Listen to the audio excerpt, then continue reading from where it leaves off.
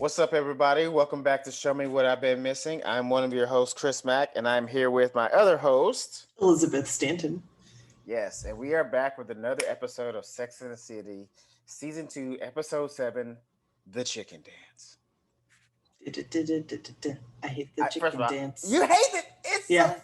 Yeah, I know I hate it too a little bit because, like, It's a no for we me. literally I had to learn it in elementary school. Yeah, and I was like, this is dumb. Yeah, like we had to learn it. Like or you would have failed. That was Yeah. the weirdest thing in the world. I don't understand why that was like who came up with that curriculum was like, hey, you guys got to learn how to we had to learn how to line. I mean, maybe it's a Texas thing. We had to learn how to line dance. We had to learn how to square dance, and we had to learn the chicken dance. I don't know why those three things were the things in Texas, but that's what we had to learn. I didn't. I think I didn't have to, but somebody else I know had to learn how to square dance. I think at my elementary school, so I don't know what changed year to year. And then in Girl Scouts, we did line dancing to Achy Breaky Heart, but I really hated every minute of it. And so I kind of... Are you serious? Yeah. Oh my, so did I. Same song. That's hilarious. But I kind of... Oh, no. I was not into it. And I was like, I don't feel good. Like, I didn't normally wasn't a big faker of wanting to sit things out, but for some reason the song and the dancing, I was like, I know I might be 7, but I have fucking standards. And that's not to judge line dancing. I know I try to friend who line dances, but it is to judge Billy Ray Cyrus. Yo, that song was hot in 1993, bro. Fucking everywhere. You couldn't throw a rock and not hear that song. That shit was everywhere. Now that I even think about it too, it's not that great of a song. No, it's not. Lyrically, I've gone back and listened as an adult, look at the lyrics. I'm just it's not groundbreaking, but it is catchy. It is extremely catchy. I think I was disturbed by the might blow up and kill this man lyrics, about his heart. But I was mishearing it, and so it just sounded really intense and scary to me too. So I was just I was like, I don't know, because I think he was saying might go up and kill this man. I was mishearing it. Oh, gotcha. And so I was really like, how is everybody okay with? Yeah. Okay, I see. That's funny. Yeah, so that's funny. It's funny hearing songs like that too, because that's how it was. I think it's one of the best tricks in the world. We talk about radio songs. Yeah. I think the song Pony by Genuine is the greatest sneak between the lines, filthy song that's ever been on the radio. And they play it, or at least not so much anymore because they've caught on. But when the 90s, when it was popping, they played it full scale, full stop, nothing edited. I'm like, we got to listen to this as children. Yeah, I saw some great. We heard this as kids. 5-year-old me was like, jump on it, let's do it, ride it, my pony. And I had no idea what I was talking about, but he was being disgusting. That'll be the I've seen some funny TikToks of people our age being like, wait, well, those were the lyrics? And I'm like, oh, that's everybody. The future will be kids going certified freak 7 days a week. Make that what game week? Yo, Max. Oh my God, yeah. Imagine being a 5-year-old and her WAP, and now you have to grow up and be like, what? All I remember is macaroni in the pot. It didn't have anything to do with macaroni. Oh God. Also, macaroni in the pot, fantastic visual aid of what she's trying to say. I'm not gonna hate on the artistry. That is if the message that she's trying to convey, it's there. I got it. I happen to make macaroni and cheese, kind of not quite the height of that song. Okay, but I was listening to it. I was and it's my mom's homemade recipe, passed down, and I was like, macaroni. Makes a lot. That recipe makes a lot of mac and cheese for one person, but it is damn good. I ate it for days, and I was like, I think I'm dying, but this was worth it. I mean, listen, I tried to eat a whole large pizza last night, and I definitely felt like a piece of garbage. But I went for it. I was like, "Fuck this, I'm doing it." YOLO. I made a vow. Oh man. Now I'm hungry. Anyway. Yeah. On to the speaking of chicken for the episode. Yeah. So chicken dance. Now the chicken dance is for those who aren't aware of it, and maybe you're from another country where you don't do silly shit like this, or you've lived under a rock for your entire life. Whatever the case may be, chicken dance is like one of those stereotypical wedding dances. Or celebration dances that everybody does, mostly weddings that everybody does. I'm not gonna do it. I think it's a polka originally. The tune is like it might be. Yeah, I think it's a polka. And that's probably not the original dance that went to that song. Probably not. No. America took that shit and fucking Disneyfied it and turned it into what we know now. Is this your traditional Polish polka? Let's fuck it up with some really dumb dance moves. Yeah. Let's put our spin on it, and we're gonna do this. It's more happy. Because it's probably like that song is probably originally like a tragedy. It's about like they always are like loving somebody from the grave, and then like we were like, no, it's too dark. We gotta Disney it up, and now we do this. I watched her die of cholera. I really miss her. Exactly. That's what all that shit is. That's all it is. Oh, that's too funny. So yeah, the chicken dance is a wedding dance that is done all the time, and everybody hates it. But I think less so now. I think it's finally fallen out of. No, still going strong. All right. Listen, I'm not the weddings I've been to. I'm not gonna say it's all the time, but it's mostly Caucasian weddings, and usually the upper. It's not even like common people. It's always the people with a little extra money, like the upper class. Yeah. So they always want to do a chicken dance. It's like they spend all this money to have these extravagant weddings, and they do the most like basic bullshit. Like, like the conga line and fucking limbo and motherfucking chicken dance. And I'm like, word, y'all millionaires and y'all doing chicken dance? No, we're not millionaires, and I don't think any of the weddings I've been to in the last few years. It's been a while though. It's just they're out of touch. They just do some research. They're like, hey, what do normal people do? What do the poors do? Yeah, that looks funky. I like it. Yes, let's do a traditional dance of the poors. So first of all, we start off with Miranda. She got a new place. This is, I think, the place she bought when she thought she was gonna die alone. Okay, gotcha. Okay. This is the continuation. Okay, gotcha. I was confused on that because I was like, As someone who recently moved, it takes time to decorate your apartment. No, it's fine. I know. No. Just because I was tripping because I was like, how? At my head, I was like, if this is the new place, how much does this woman make? Because buying a place in Manhattan is already expensive, and then you're buying another place, like you were. Oh yeah. You know what I mean, like. How much do you make? She must be making like $2 million a case or some shit. But now I see she makes a little more sense. Fine. Yeah, now it's fine. But still, she hired a decorator, so she's not broke. So still got money. No. She definitely got money. First of all, she bought a place in New York and still has money to buy a decorator. So the bitch got bread. We're not mistaking that. I just thought that she bought a new place. She must be like dumb rich. You know what I mean? Yeah. No, I mean, I'm decorating, so I'm not hiring anyone. Also, I don't want like a super classic place. I want my Victorian witch auntie from Practical Magic aesthetic vibes. That's my decorating style. I'm laughing at myself because I totally get that reference. Definitely seen that movie. Hell yeah, times. It's great. It's a good movie. Okay, so one thing I did notice. The decorator. Do you know who that actress? I can't remember the name of the actress, but she's Honey Bunny from Pulp Fiction. She's the other woman. No, that wasn't Honey Bunny. That's Honey Bunny. No, it's not. That's Honey Bunny. You Google it. You do your Google. Yeah, I'm doing it. That's Honey Bunny. You're gonna be 0 for 2 on these miss. Wait.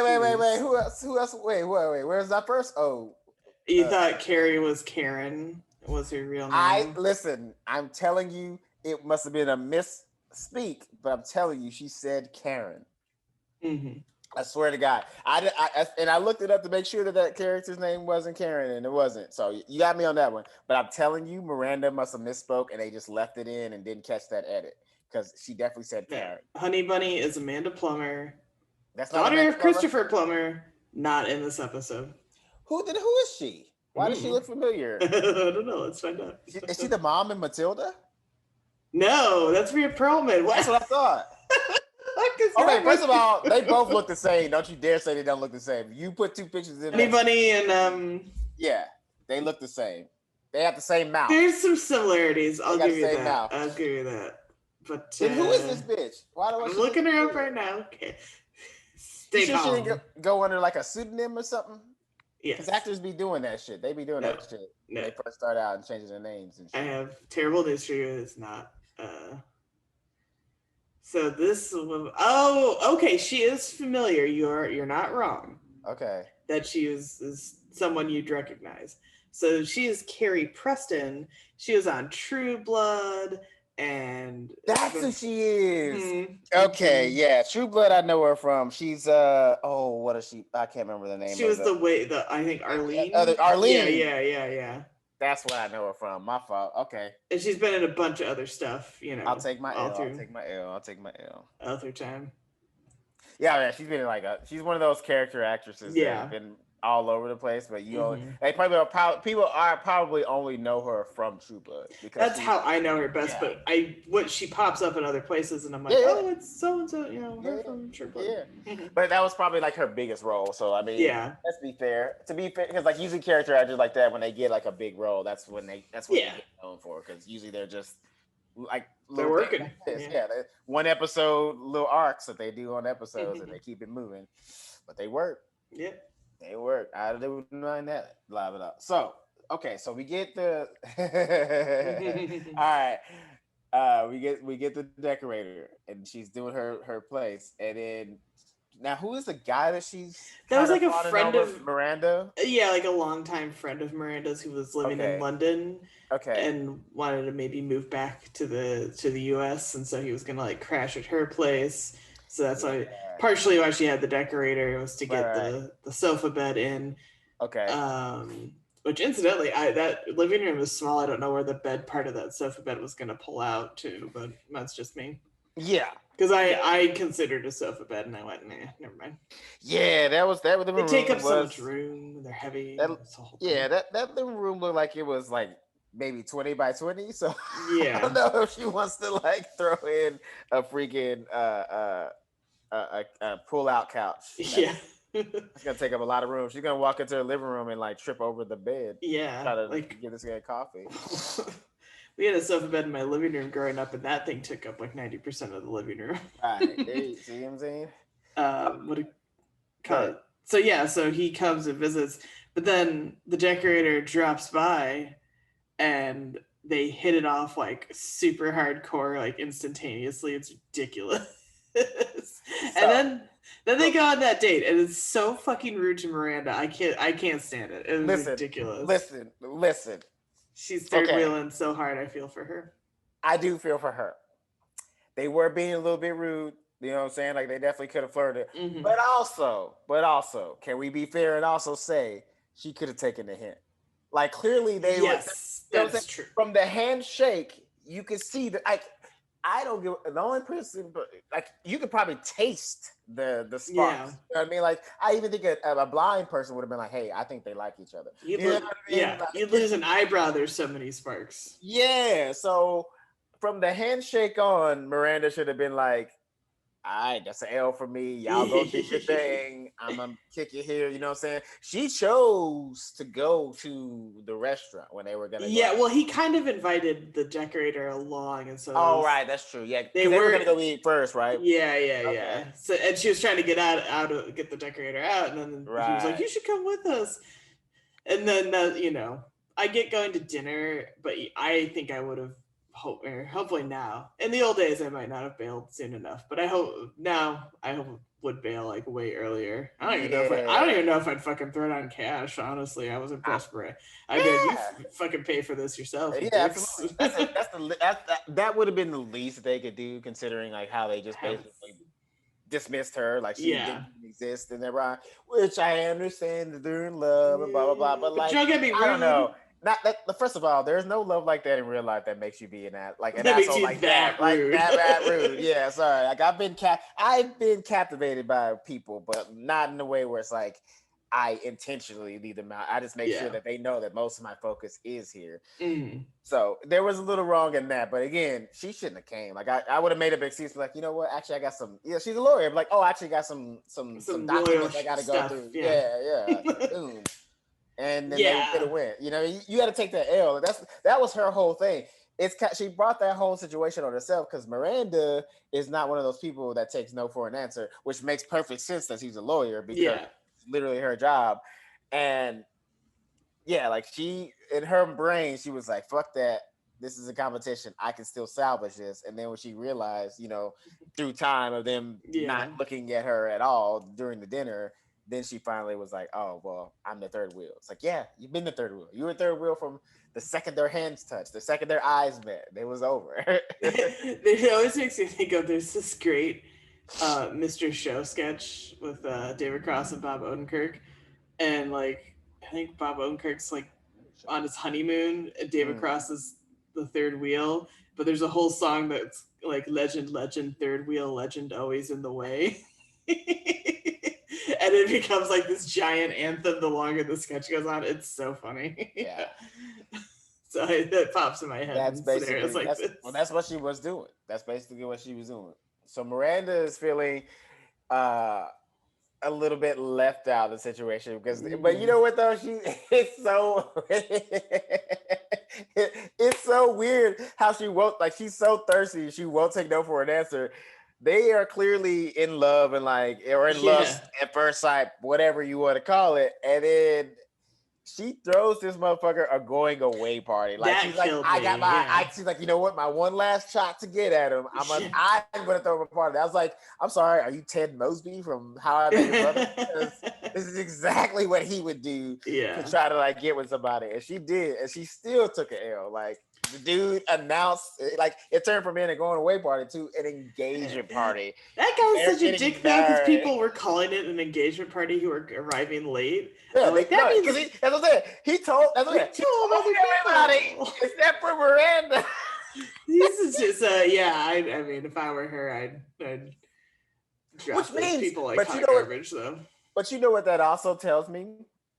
That tells me if he's doing that, that's low key what like people do who like can't face reality and like hurt somebody's feelings or tell them the truth. So that means he knew she kind of had a thing for him, and just never, and he wasn't into it and never said he wasn't into it. So he knows what's going on, because if you told all your friends that this was an engagement party and you didn't tell the bitch that was throwing it for you, you know what you're doing. You knew what was up. Which is shitty. You should just tell people. Which also should let her know that you shouldn't be mad about this shit. Like you should be good, because clearly this guy is an asshole and doesn't know how to like be an adult and just say what's what. You feel me? Because I think it's so bonkers that they all agreed to go to the wedding though too in the first place, which is like they're not even. Were they that close? Yeah. Well, I can understand Miranda having to go because you said she knew this guy from before. Right. So I can understand just her going, and Charlotte, all the friends going. Like, well, Charlotte and the decorator were friends to begin with. Okay. And I guess close enough for Charlotte to be a bridesmaid. That's Samantha must have been somebody's guest. I feel like she was Miranda's guest. Yeah, that's what I'm saying. Miranda's plus one. No, because she got invited because she asked her to write the poem.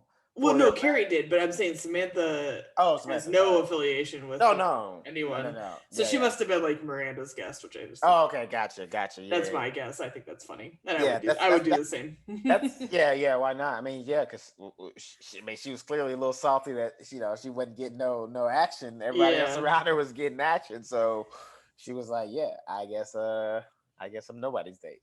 And then I do think I guess the bride said Carrie's one of her favorite writers, so that's why she asked her to do the poem. That would be nice, I guess. I don't know. So Miranda took an L. Then she was in charge of the guest book, which she said it. She said it's a bullshit job. It is. I was in charge of the guest book at the first wedding I ever went to, which was my cousin's wedding back in like the 90s. And I was like 13. So, That's the job. That's the job that you give a family member that your mom is like, give them something to do. Don't leave them out of the wedding. They're going to feel bad. Like, give them something. And you're like, all right, be the guest book. Whatever. Yeah, because I think my brother and I were the guest book parts of the family. That's that forced job. It's like nobody wants it. Nobody you like really wanting the wedding is gonna have that job. It's the person that's like your mom made you invite, and you're like, all right, they can do the guest book. To be fair to my cousin, I don't think it was disrespectful because it was like my brother and I were like 13, 19. Exactly. Yeah. It is a job for teenagers, not for grown adults. Exactly. Yeah. If you're a kid doing that, like it's for sure. But this is one of those like hip New York weddings where there's no children. So, speaking of which, let's talk about the wedding first before we get into anything else. Okay,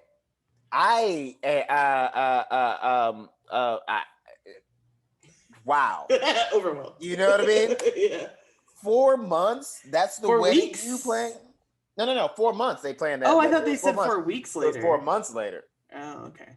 Yeah, it was 4 months later. So that's still impressive. I don't trust you. Do you think? Okay. I believe it was 4 months later. Well, now I gotta pull up the whole actual episode. I don't know if I want to. We'll agree to disagree on the timeline.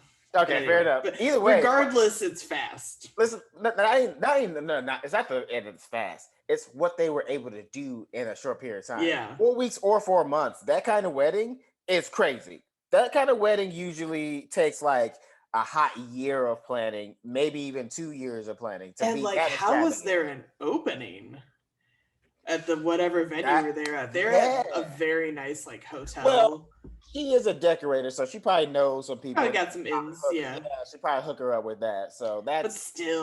But still, and that's like as a decorator too. Like how hard it is to plan, just to like design somebody. Yeah. So the fact that you design like this gorgeous wedding in 4 months, 4 weeks, whatever the timeline may be, hey, hire her again. Clearly, she knows how to plan some shit.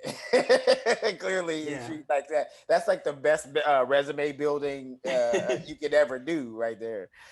Because I did this in 4 weeks / months. I can make things happen. He's like, what you want? Yeah. I got you.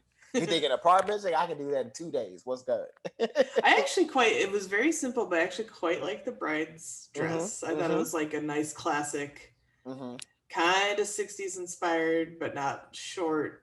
It was still full length. I just thought it looked nice. I thought it was hilarious that Charlotte wanted to be the sexy bridesmaid. That was the fun. You know what though? Funniest. She looked hot. I loved it, but I hated it. Oh no, it's terrible. You should not do that. Yeah, I loved it because it's Charlotte and she never really does anything like this. And when she does, it's always like kind of funny because it always backfires on her. So it's like, I don't know why she keeps like trying to walk on the edge, because every time she walks on the edge, it goes wrong. But I was also like mad at it because I was like, this is not you, Charlotte. You don't like, that's a Miranda thing, or like maybe a Samantha. That's a Samantha thing for sure. You know what I'm saying? Like for sure, like because they're like, oh yeah, choose your own bridesmaid. So she chose the sexiest one. She's like, I'm tired of everybody eyes on the bride. It's time to be eyes on me. It's like very uncouth, Charlotte. Yeah, it's like but respect, but wow. Yeah, I just because I've read like so many bonkers like advice columns or the Am I the Asshole thing on Reddit, where there are people who are like, no, I'd like to outshine the bride today, or brides who are like, my friend dresses really not even like slutty or controversial, but they dress really nice. I want to ask them to dress down because I want the focus to be on me. It should be. But like, you should also be confident in yourself enough as the bride to know that it is your day, and if people are slightly distracted, oh well, it's still your day. Yeah. Also, like the person that's probably being distraction. Look at it like this: the person that. Not that to me being single is the bad thing, but like the person that's being distraction is the single one. You're married. You won the prize. Yeah. You beat the game. You know what I mean? Like you've made to the finish line. So and frankly, any good person would acknowledge that the person attempting to be distracting is a piece of shit. Yeah. Like, no one they might distract, but no one likes them. No one's like, oh, fuck the bride, get out of here. I want to hang out with this asshole all night. Yeah. Everybody's like, look at this bitch. I can't believe she's in that dress. Like, so they might be talking about her, but it's all like, look at that fucking bitch showing up to the wedding like that. Yeah. Are you fucking kidding me? With this shit, you know. Also, to be fair, Charlotte's dress wasn't that slut. It really was. It was very. That looked like a high school prom dress. Yeah, it was nice. Yeah, it was nice. Oh, and it looked nice on her. But yeah. It was. Yeah, it was not like. It wasn't that. It wasn't distracting. The low back is daring, but it wasn't. It wouldn't be distracting. It wouldn't be distracting. I wouldn't be distracted by that. Like maybe she had like huge fake tits or something like that. Yeah, right. It would have been distracting, but like. She showed up her with body, on her, whole new set of boobs at the wedding. Right. And she showed up with like wild, implants, then maybe distracted. But and I thought it was funny that the dress could be any style. It just had to be in black. Yeah. Which, as we've brought up before, so the Victorians are why we have to wear white at weddings, and black is considered bad luck at a wedding, but not so much anymore. I think because of these kind of high end, classy. You want like I think there was people in color throughout the wedding, but it was very faint. It was almost like the dress code was black and white only in a weird way, or like, because like Carrie and Samantha are in these kind of champagne-y colors. Yeah. / like skin tone on Carrie almost. I'm torn on her dress. I'm not sure how I felt about it. It was okay. It was like kind of pretty. It wasn't good. No, it wasn't. Cereal, but not. It really wasn't. It was like, you could tell that it was expensive, but it wasn't made for her. Yeah. You know what I mean? Like it was clearly made, that dress was like designed to fit like one person's body, and then they just made multiples of that for women to buy, but it's not made for anybody else to wear. It just didn't look right on her. Like it wasn't a great. It wasn't her look. But yeah, I can. I empathize slightly with Charlotte because she said she'd been in 7 weddings, and I've been in like 4 or 5 at this point. Gee. Almost 6, but then I got sick and had to bail. I probably would have been in quite a few, but all my boys are my guys that I knew in the military, and they're always like, "Oh yeah, come to my wedding," but like they live in like Michigan or they live in like New York or something. I was like, "Bruh, I love you, but I ain't flying out to see your wedding." You know what I'm saying? Yeah. Like, send me the pictures. That's all I need. Like, I don't like, cause like I'm not a big wedding goer guy. Like, unless did any of them ask you to be a groomsman? No, they didn't. Because then you gotta step up and do it. No. Theoretically. Never. Yeah, no, none of them ever asked me to be a groomsman. It's like, hey, I want you to come to a wedding. I'm gonna send you an invite, blah, blah. And I'm like, nah, I can't do it. Nah, if somebody's like, yeah, if I was a groomsman or somebody's like, hey, I want you to be my best man, of course. I'm going to be there. But I ain't know nobody that close enough that's got that asked me to be the best man. Yeah. Like, it ain't. It is easier when you're just a guest, I will say, because you gotta buy. I had bridesmaid dresses forever in my closet, but because a couple of them I was like, they were all nice, just in case any brides are listening. I didn't hate any of them, but some were kind of more rewearable than others. Yeah. For all those fancy things I go to, which is not.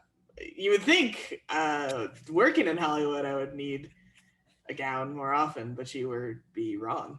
So I finally bagged them all up and took them to I think Goodwill or Salvation Army, either or. Yeah, don't feel bad. I have like one suit that I wear to like everything that's fancy. Fancied up. And if it's not that fancy, I take off the jacket and it's what do you call it? But I also was holding on to them slightly out of guilt, and I finally texted actually my sister-in-law. I was like, do I need to keep these? She's like, no. Because I have like other like little mementos from the wedding that don't take up as much room and are just as nice, and not a whole ass dress that is eating up room in the closet. Hilarious. So okay, let me ask you this, because Miranda said this when they were outside of the party. She said, as soon as you get your own place, someone will propose. I've never heard that. Not fucking true. Yeah, it's like I never heard that before. I got my own place 7 years ago. I am still single. Yeah, I was like, my first solo place 7+ years ago now. Yeah, so. Who says that? I've never heard that phrase. I've never heard that in my life. Okay, I think it's like kind of the idea of like once you make a big adult life change, but I think that would be more applicable almost if you were in a relationship to begin with and you got a place together. Yeah. That would probably lead down the road to engagement faster than just if you move. Does it depend on the niceness of this place? Because this place is way nicer than where I used to live. So, like, somebody come throw a ring on this right now. Maybe it's like kind of one of those like universal like, jokes. No, I think that it's implied that it's like kind of one of those like universal jokes. It's like the second you buy your own big place, that's when you like meet the love of your life, and then like you only get to live there for a short period of time. Right. Like, okay. That you're already. I think that's what it's implying, that like the universe kind of laughs at you when you do that, and that's what happens. But again, I still never heard of it. I've heard no one ever. No, I've never ever. Or even because it's definitely I've heard some variation on like, once you do this, once you make the choice, the other option becomes available, but you've already made your choice, kind of. Right. But definitely not once you get your own place. Right. Yeah. That's like weird. I said, still single AF in this, and I just moved. Hilarious.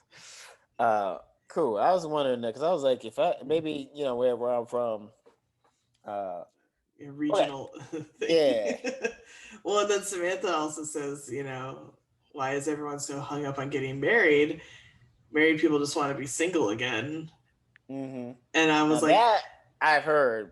Yeah, I've heard not that phrase, the way she put it, but I've heard what she's saying. Like I've heard, I have a lot of but to be fair, in my experience, it's been mostly men that have said it. I haven't heard too many women say it, but that's only because I have mostly guy friends, so maybe it's different. I think it's truer for guys. Okay.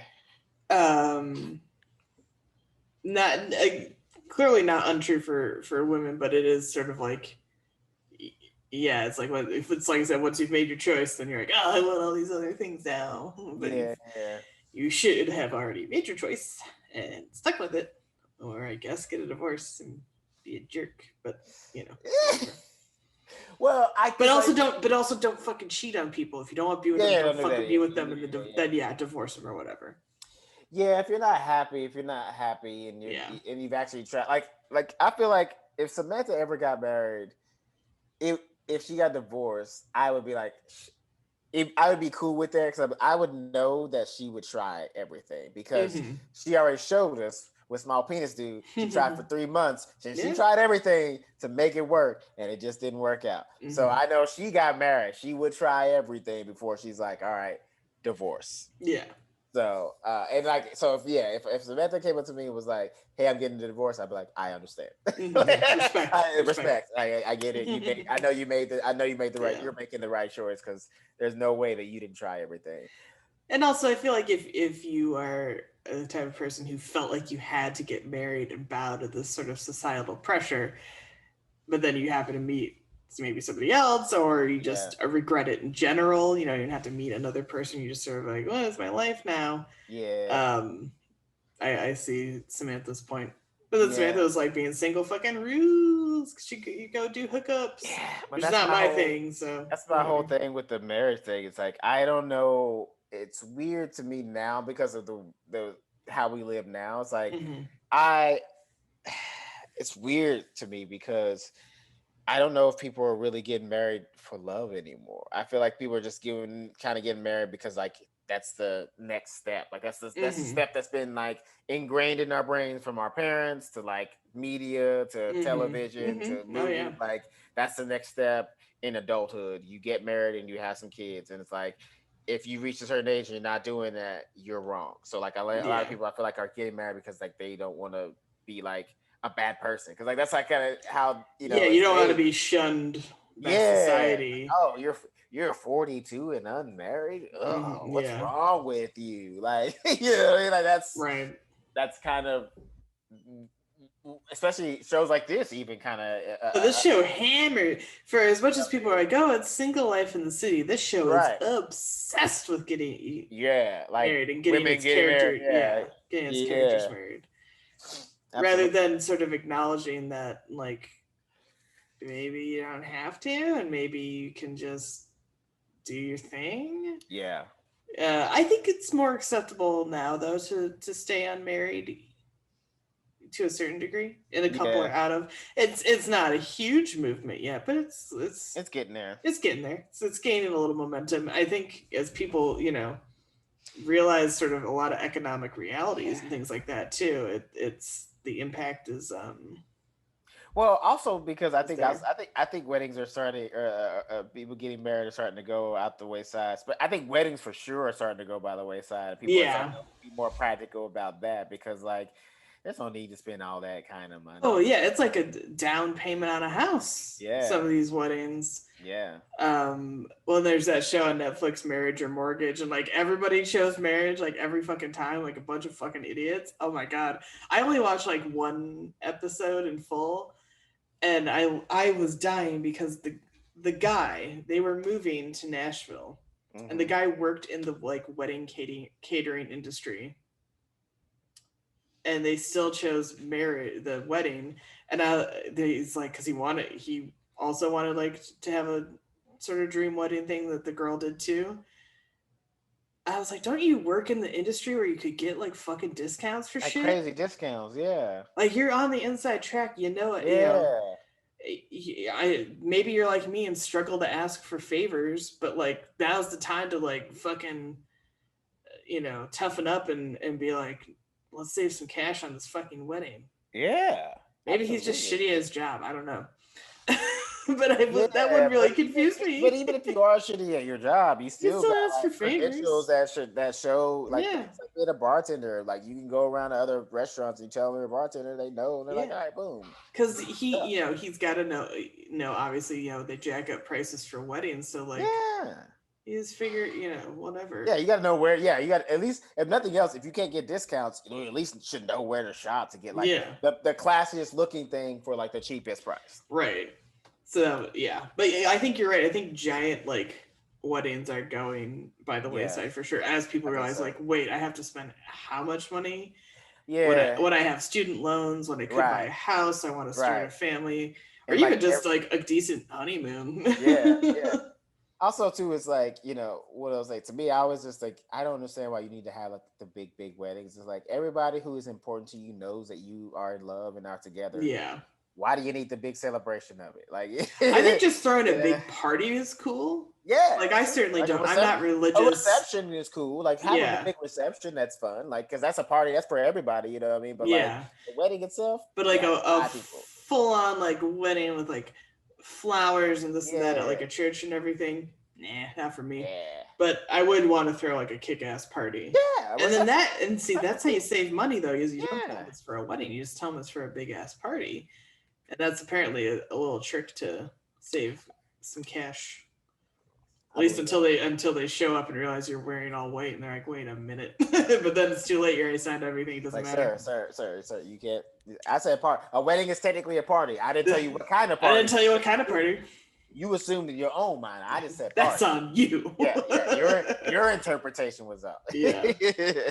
So what if I held it in June on a Saturday? Yeah, it is a fun. It's a party. Okay, so let me ask you this. You've been telling me that I ain't seeing it. Where's Skip?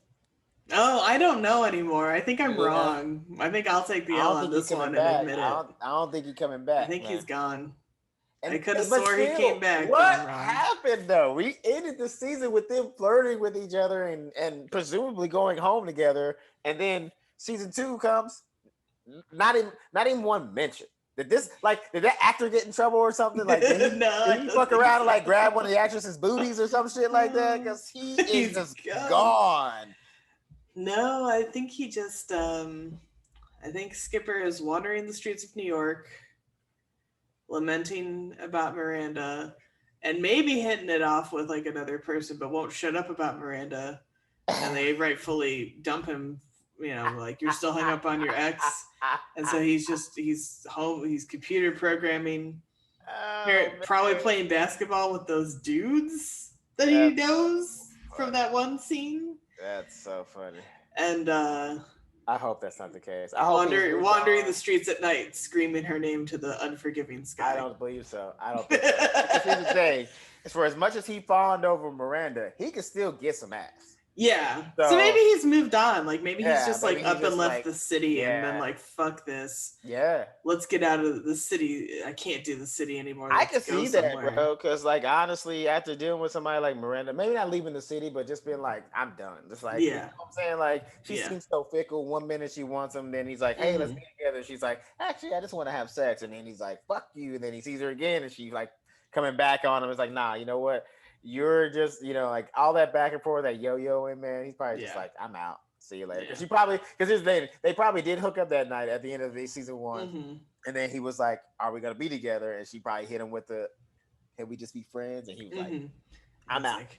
I'm done with this. I tried. I prayed on it even. I prayed on it. And I prayed to the gods. Still got fucked over. Yeah, baby. Yeah. Man.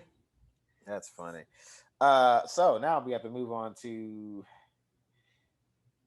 Carrie and Big. All right. I'm going to say it.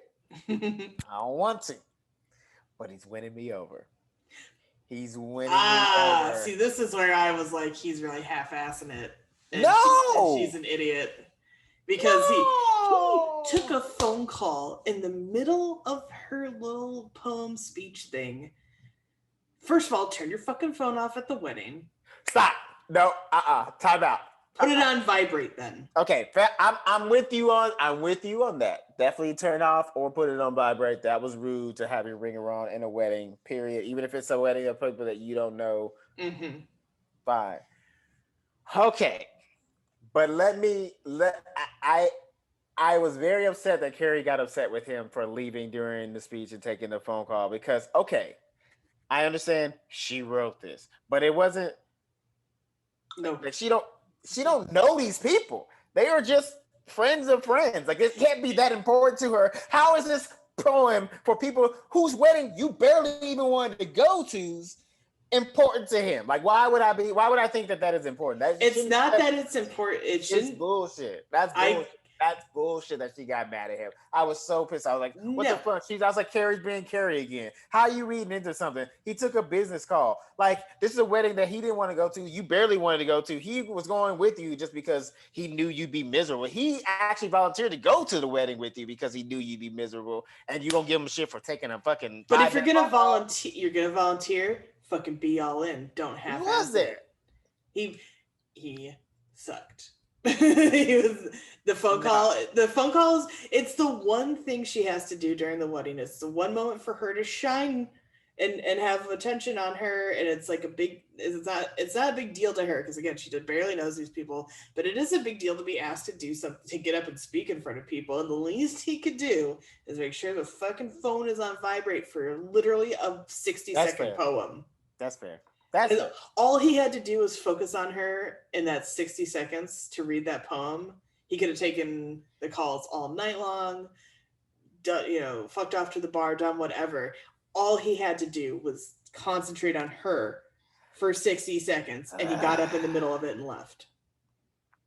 But it's not her wedding, though. It's the bride's wedding, so she shouldn't be worried about any kind of attention. She's not worried about attention from anybody else but the one guy she wants attention from. But he gave her attention. He gave her really. Wait, look. At the beginning of the episode, they show them together. They're having a good time. They're living their best rom-com life. You know what I'm saying? With the toothbrushes. She asked for a toothbrush, and he didn't even trip. He wasn't like, "Oh, why do you want a toothbrush?" He was just like, "Oh, check this out. I already have one ready for you. Bang! Here's your toothbrush head.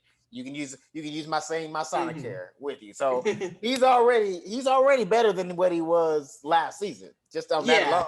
His last season, she'd have been like, "Do you have a spare toothbrush?" She'd have been like, "You'd be like, there's a Dwayne Reed down the street." Yeah, like he would have freaked out. He'd be like, "Bitch, you trying to move in? I don't know about this extra toothbrush shit you talking about." You know what I'm saying? So he's already showing some growth, and he brought out the toothbrush.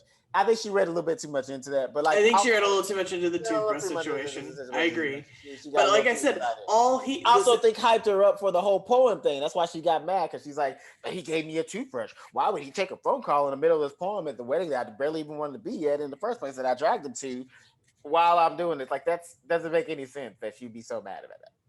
I'm yes, sorry. yes and no. But like I said, he could have bitched about the wedding the whole time, but it's the one special thing she was going to do that day and at that event for 60 fucking seconds, and he takes the call in the middle of it.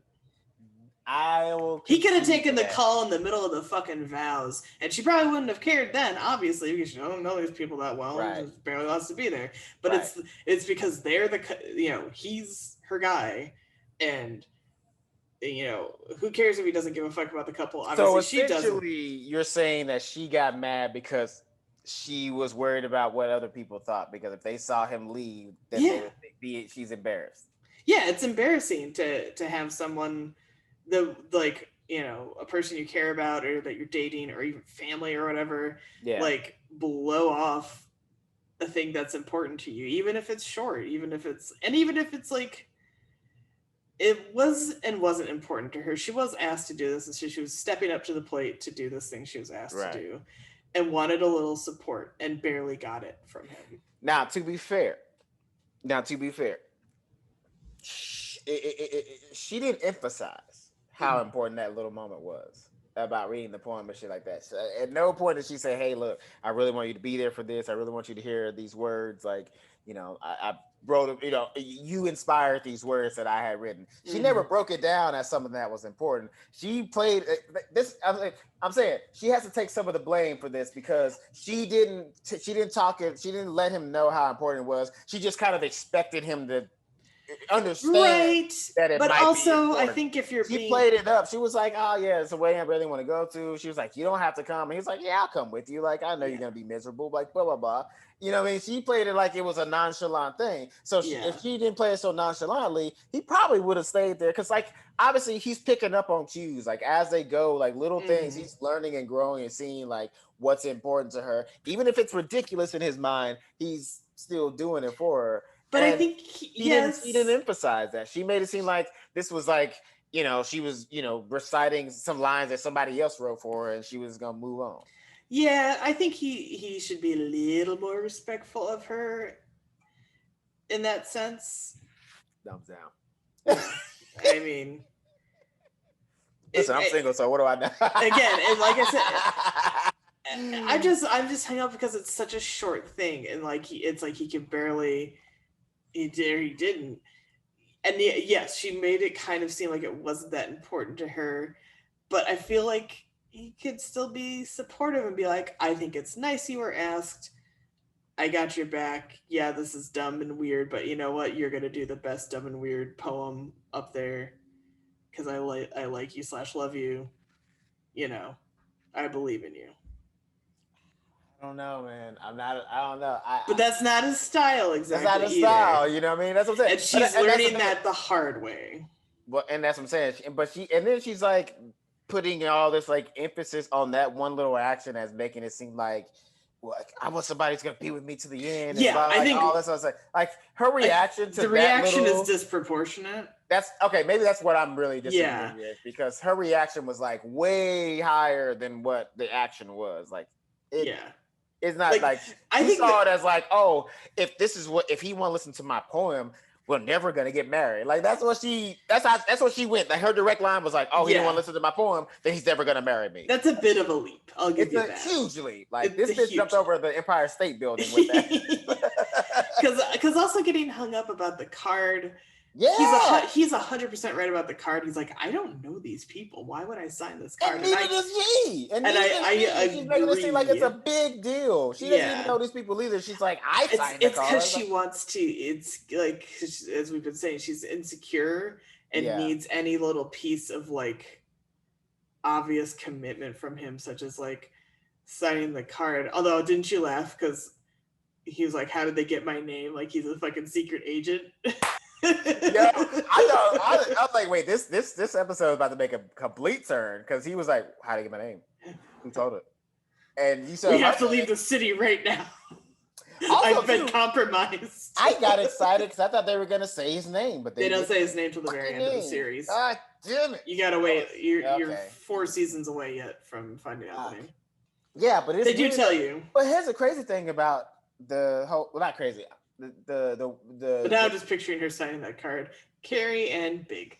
right, exactly. But here's the thing too, is about that is like, how she equated that. He literally just proved a gesture with giving you a toothbrush without a problem, like with a smile on his face, happy to do it. Yeah. And then 10 seconds later, you're reading into him not signing the card as a thing that, I mean, it was a couple of days later, but like you're reading into of his lack of commitment. Like it's the little things that you like I mean, Avril says it's the little things, but like it seems that she's not paying attention to the important little things. She's like in her head about like what everybody else would see as an important thing, little thing, and not what she should be really concentrating on. Because like his love language is subtle. It's not big gestures. It's not these big. It is not gestures. And it's not really gestures. It's like small little steps, and she hasn't and she won't take those little steps. She's not paying attention to those little steps. She's paying attention to like the big step that everybody can see. She needs that validation from everybody else to see that their relationship is actually blossoming. It's like you're concentrating on the wrong things, man. That's not the things you got to look at. I've dated people like that. It's like, dude, you don't understand. If you're like, hey, my dog needs a bath, and I volunteer to take a bath, give your dog a bath and wash it for you and all this other shit, but like I didn't propose the next day, and like you're not worried about, like you're like why didn't you propose? But I washed your dog and bathed them and brushed them and dried them off and did the whole thing, so you didn't have to like pay attention to the real little things, right? Yeah, I think she's hung up on the public nature of how people are interpreting it.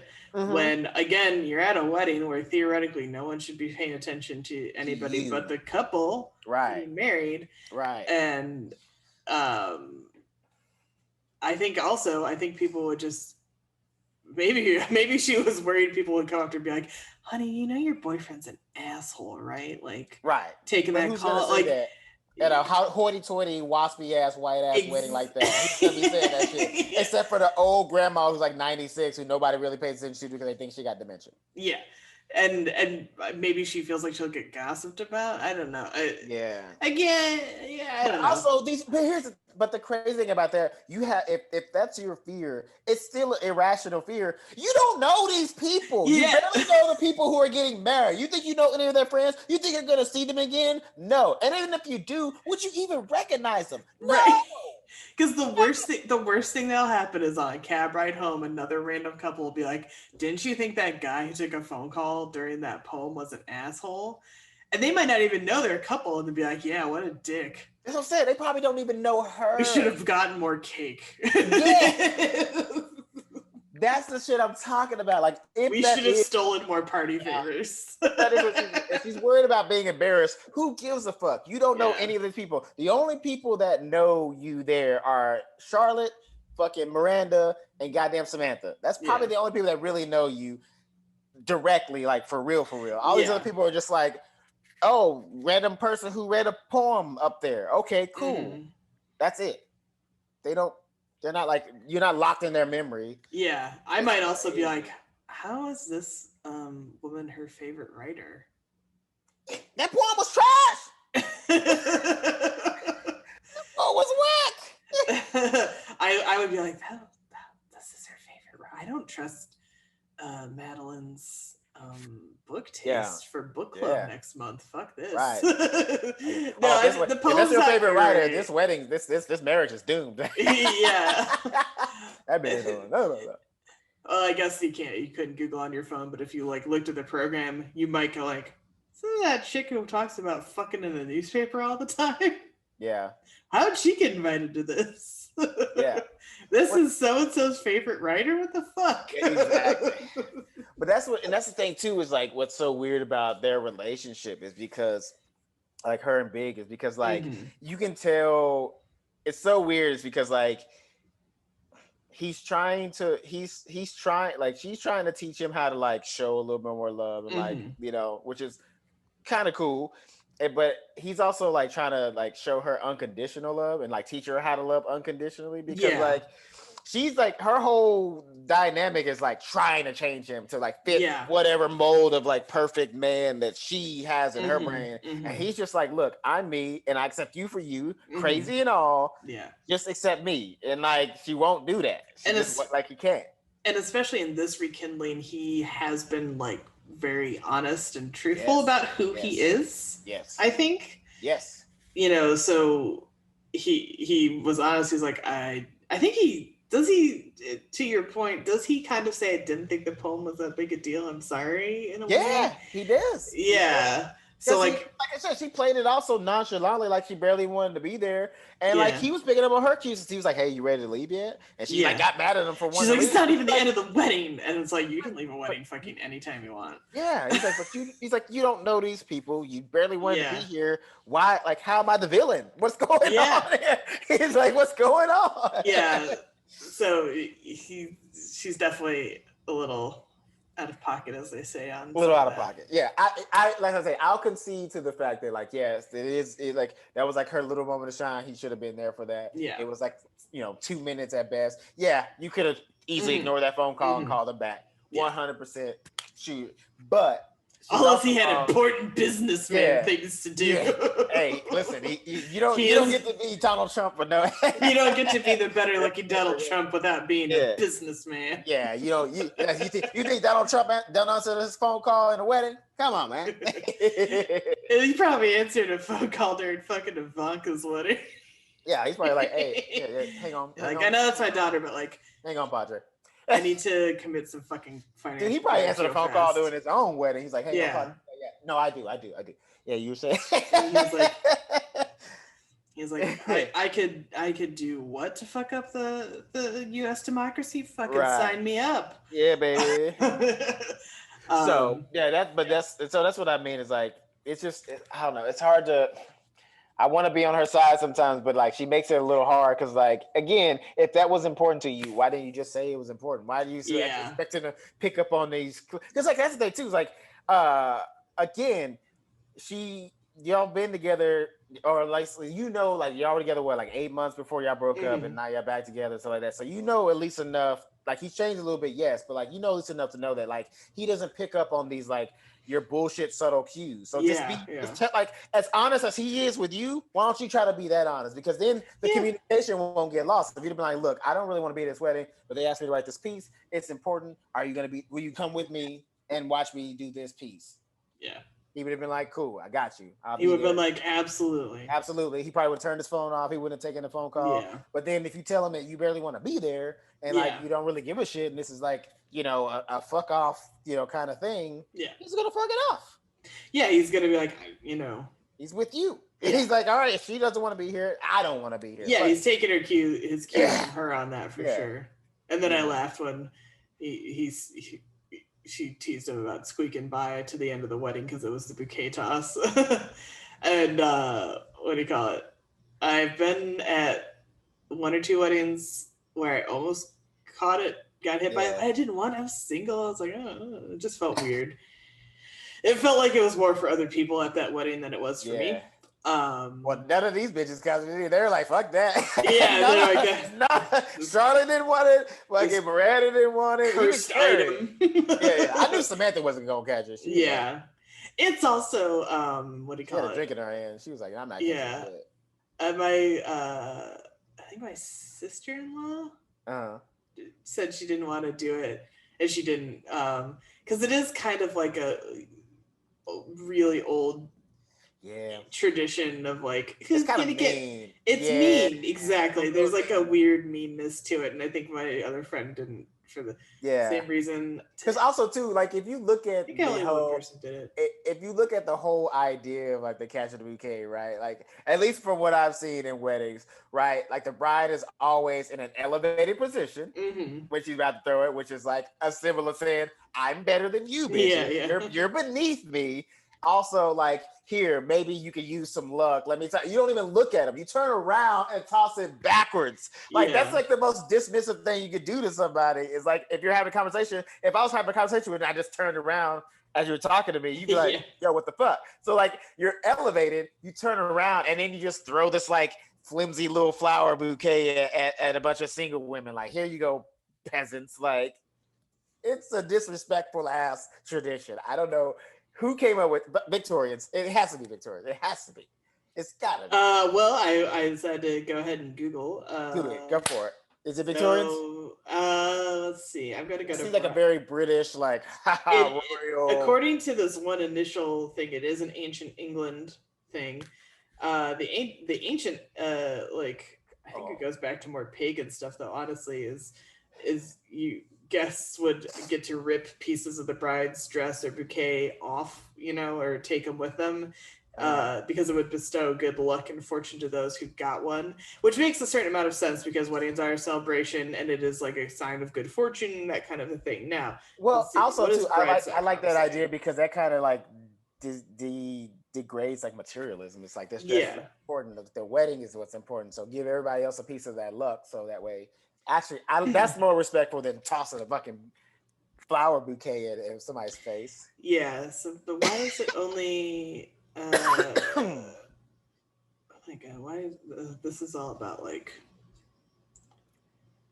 Oh, so brides.com does point out some because I don't know where the shift happened that it had to be your unmarried, female friends receiving it, and which is that is like okay, all you single bitches getting You single worthless bitches. You unwanted bitches. These are the leftovers, anyone who's wondering at this wedding.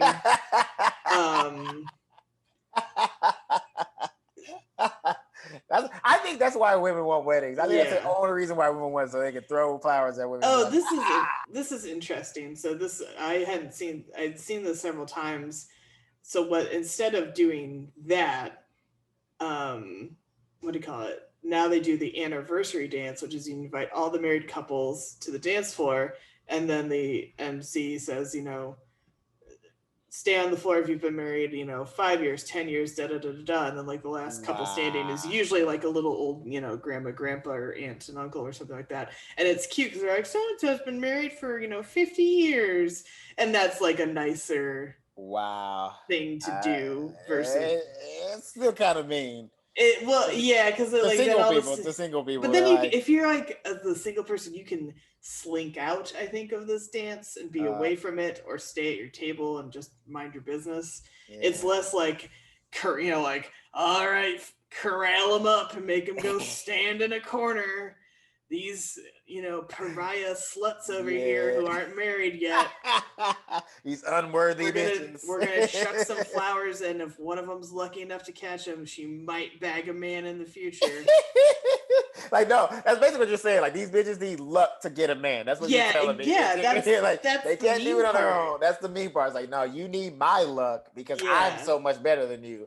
Here you go. I have so much awesomeness. I can give a little bit to you. That's how awesome I am.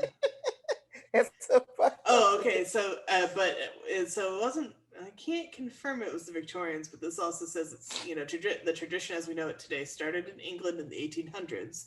But as we said, it goes back older. Prior to that, it was considered good luck to just simply touch the bride. I mean, that's still a little shady, but like less shady than what it morphed into. Because I like the idea from what you were saying, the pagan ritual of like taking little pieces of the dress. That's beautiful. I think that's a great thing. So back then, marriage is the only form of upward mobility for a woman, and so you want a little bit of that luck. This says that women tossing the bouquet became a distraction if like there were too many aggressive single women in the 1800s, 1700s grabbing at your dress. I don't know about that, brides.com. Maybe. I want to see some sources on that. I would like to see some. I want to see some sources because I want to see some sourcing on that. That's a bit dramatic, brides.com. It is, but I like it. There's just like a roving horde. It's like this bride is like, get off of me! He just throws it. Here, take this, you fucking wenches! Get off my dress. That's what it. That's what it low-key sounds like. It sounds like there was probably like a bride of like some noble girl or whatever, and the tradition of like taking the pieces of dress. She was like, "Fuck that! You're not ruining my dress." Fuck you, Countess. Get out of here. Yeah, and then like so instead of doing that, she was like, "Here, y'all can have this." Yeah, she just take it, and then they're like, "Oh, tradition."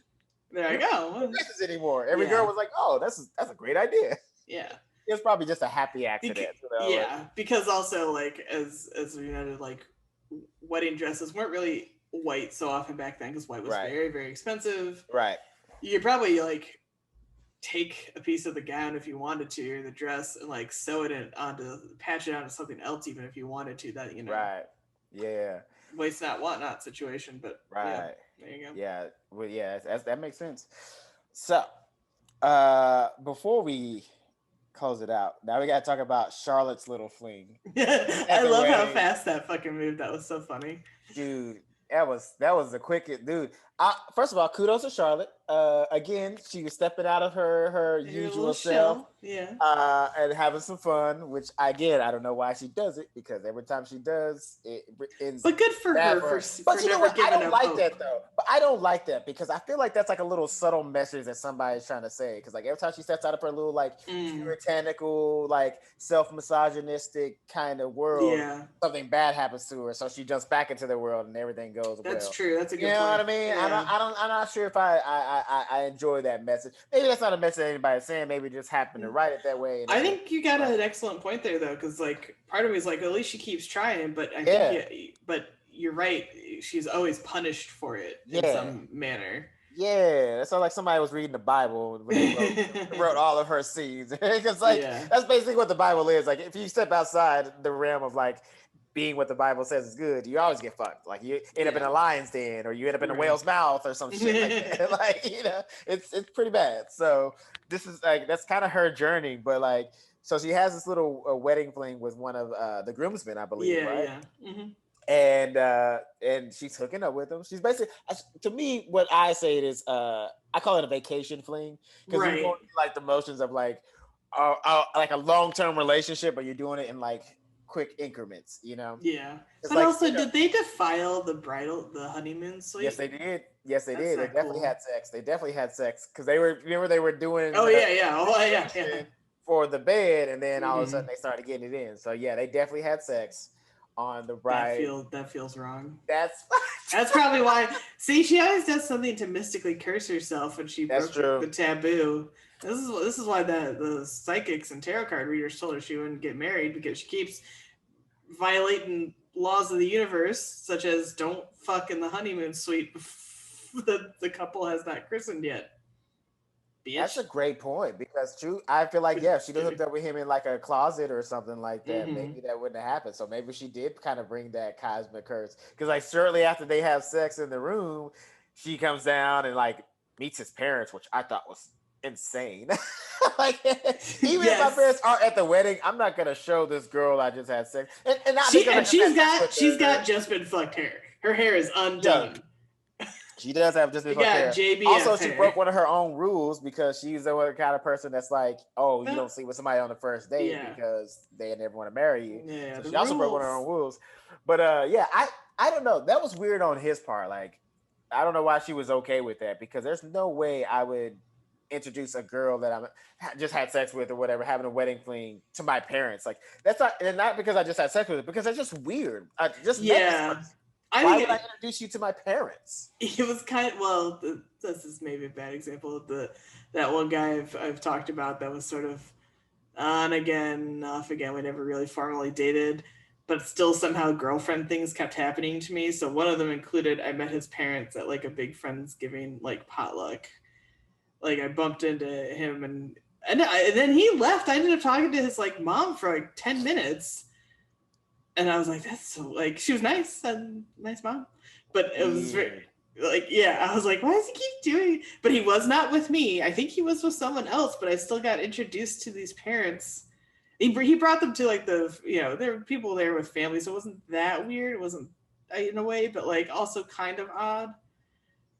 It's for me, at least, to be like, I've hooked up with him, and we've sort of dated a couple times, and we've never formally been boyfriend girlfriend, but somehow I keep getting this weird treatment, and now I've met your parents, because I feel like he didn't go out of his way to like hide them or anything like that, and I didn't go out of my way to be like, oh, are your parents here, let me meet them. I just like literally was like, oh, hi, and he was like, oh, hi, this is my mom and dad, and then like I said, he disappeared, and I was like, Yeah, because he probably realized how weird it was that he just introduced you to his parents. When he just left me fucking hanging with it. So Charlotte meets the parents, but neither of them groped me, which was nice. That happened to Charlotte in the episode, and yes, I'm happy Charlotte was like shutting that down real fast. Thank God. Yeah. I'm glad she didn't. Yeah, I'm glad she didn't like cower and just didn't believe that it didn't happen, because it's hard to imagine, or try to like fake that you imagine somebody squeezing the cheeks. Like he got a handful of the cheeks. Hard, yeah. He got a handful. So yeah, you can't really pass that off as like, maybe I'm crazy. Like maybe I bumped into somebody. He got a handful of cheeks. And in that dress, like you had to go searching for the cheeks. You know what I mean? Yeah. Like, there's no way you just their hand happened to fall. It was not a bodycon dress. Yeah, it was obvious. It was a gown. He had to get like pull a little thread in there. So yeah, the dad grabs her butt, and then she tells her fling, and he freaks out immediately. It's like, my parents have been married for 50 years. He would never do that. He calls her slutty too. Yeah, he's like, in a slutty dress. Which is like, it's the least slutty dress. That's what I mean. Like everything just came crashing down in like a crazy moment. I know, poor Charlotte. But I mean, that's what I'm saying. I just want that was going way too fast. Yeah. I mean, again, she might have brought the karma on herself by having sex in the honeymoon suite. In the honeymoon suite. So maybe that's what the message was. Maybe that's why it all went crumbling, because she did that karma. But again, that subtle message that these writers have been making, I'm not sure if I feel that. You know what I mean? Yeah, for sure. But it also could be like, but again, like we said earlier, it could be because she could, like, now I'm thinking about all the situations where things turned coming down. She kind of, like, when she did step out, she did always kind of go like a step too far. Yeah. And bring like the cosmic energy of madness to her. She always does just go a little, like she gets a little too, she feels herself too much when she's out. Yeah, she gets a little a little high on her own supply.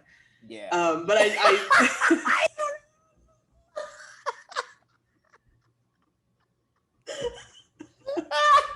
She's just in there. Oh, Charlotte. Oh. But I like your point that she gets punished for trying these things, but I think the positive part of it also is that she does keep trying. Like I said, she does. Doesn't let these things completely destroy her willingness to do stuff, even if it continually fucking blows up in her face. I mean, listen, at the end of the day, she's out here trying to live a complete life. So by the time she does get married and settle down and all that other stuff, like, she won't have any regrets, because she definitely, like you said, she keeps trying. Even if it fails, she's out there and she's doing it. So respect to her. I'll take that message over the one. For sure. Absolutely. Cool. And then one of the big thesis questions of the episode that I have to ask is, do you believe in love at first sight? No. I don't either. No. I think you have to get to know the person. I agree with what Big said. He said, I agree with lust at first sight. Yeah. Yes. Absolutely agree at lust at first sight. Because I've definitely seen some people that I'm like, fuck, all right. Like, I'm not going to talk to them, but like, I can imagine my entire life with him in that one little man. But I wouldn't call that love for sure. No. You're not thinking about that, because you don't know. Like, love is only something you can accomplish after knowing somebody, because that's when you get to know them, and like, you know what kind of arguments you're gonna have and things like that. So like, love is a very long process. It's not instantaneous. I don't believe in that. I could believe in like at first lengthy discussion, because that's happened to me a couple times. But then, you know what the worst kicker is? They're always taken, and I will have talked with them for a long time. Tell me about it. The funniest one is actually at a stand-up show my mom came to. Yeah. I was chatting with a dude, and we were going on and on, and she like could see it from where she was sitting, and she was like fucking pumped, and like basically giving me like a thumbs up from like the room. And I was like, shut up. And because at some point it came out that he was married and had a kid and everything. And I was like, and he wasn't like trying to be creepy or cheat, or he was not doing that. But it's no, but you know what though? But you were what, fucking vibing at the same time. But you know what though? Taking people ain't shit either. Sometimes, like people who are in relationships, because they will flirt indiscriminately because they know they don't have to do anything. Like even if they're not trying to do anything about the flirtation, like they're just simply there to flirt because like if somebody new that they get to flirt with, and then they fuck around and be like, oh yeah, my husband, oh yeah, my wife. You're like, why the fuck did you waste 2 hours of my time when you married? Like, luckily it wasn't that long. You know that I'm flirting with you. You know that we're vibing. This ain't a friendship type of situation. I think he wisely and subtly, without being like, I have to tell her I'm married. But anyway, it just sort of steered that way, and then like I saw cute pictures of his baby, and then it simmered down to friendly, like, oh look at your baby, da da da. Right. My mom was texting. My mom was texting me. He was for sure flirting with you up front. I'm telling you that. Probably that's the thing too. Like that's what married people do. They always like. Most women, like if they're like crazy happy, like crazy married, they mention their husband like within 5 seconds of meeting, and you're like, oh, okay, I didn't ask, about that, but cool. But like they find a way to meet it. But like most people who like, if they've been in a long-term relationship for a while, they just haven't flirted with somebody. Doesn't mean that they're trying to do anything. Yeah, I don't want to. I'm not trying to put. I'm not trying. I'm not implying that they're trying to cheat. But I'm saying like they do get a kick out of like flirting with somebody. Sure. Yeah. And then like the guilt sets in after they really see that they like. That you're into it, and then they're like, "Oh yeah," but somehow then they find a subtle way to bring up. Yeah, and so they were very nice, and you're like, I'm not honestly, and I took the ego boost though too, and I was fine with that. Take the ego boost, yeah. But still, it's like, no, because my thing. Okay, this is my thing. But then my mom was texting me. I was like, "Mommy's married." She writes so sure back. God damn it. Yeah, but see, my thing is like this. But my thing is this, especially after like. Shows and stuff like that where my confidence is high like that and stuff like that. Like, I'm ready to talk to somebody. Right, yeah. Like, after a stand-up show, you're a little like, how's everybody feeling? Yeah, I'm like, I'm trying to flirt. I'm trying to like see where I can get in. So like, if you a married person coming up to me wasting an hour of my time when I could be talking to somebody else, I'm pissed off. Okay, I'm sorry. I'm like, I could have been talking to like this girl over there who is probably single and you're not. You know, you got a whole ass husband. And you sat here flirting with me. How dare you? How dare you? You know what I mean? Like, that's so selfish. You already got a man. Why are you trying to take men away from other single women? You ain't shit. Got to think about it like that. That's true. Well, like I said, I happily took the ego boost because I was like, all right. I mean, look. Still got it. If for 1 second you had that man thinking about stepping out of his marriage, hey, listen, you got an ego boost right there. If for 1 second he was like, I could cheat on my wife tonight. And you know what? Macaroni in the pot, man. I can.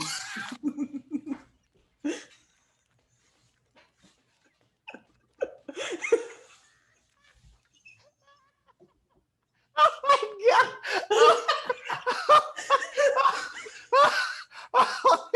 Oh my god! That's it. Show's over. Show's over. Tell us where they can find us. Plug the shit. Plug it. Plug the stuff. What the hell is our fucking social media handles? Oh boy. Oh my god. So if you want to find us on Instagram, that's where you can.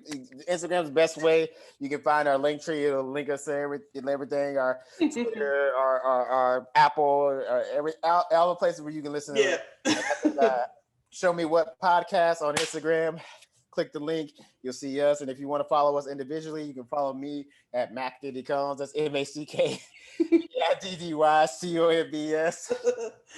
Sorry, I'm not recovering. Elizabeth at Elizabeth Movies. AKA Macaroni in the Pot. I'm just saying the homemade mac and cheese is really good. Oh my god. Fantastic. And then do we have a yes. Oh, be sure after you listen to the episode or if you're a fan of this show to go to Arlo Australia at ARLO _ Australia on Instagram and get yourself some candles.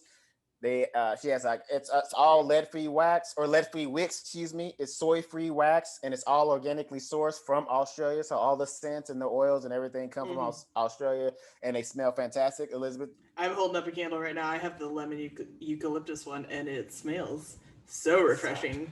Yes. I like these kind of clean, fresh scents. Oh yeah. If you can only, this is ASMR. If you're only listening to the podcast. But it smells good. It smells amazing. So make sure you go to Arlo Australia, ARLO_Australia on Instagram and get yourself some candles and use our promo code Show Me Miss. Is it all caps? All caps. All caps. It will be in our info in the show notes as well. So just use our promo code. You'll get 10% off of all products. All right. Well, that's our show. Thank you guys for listening or watching, and we'll see you on the next one.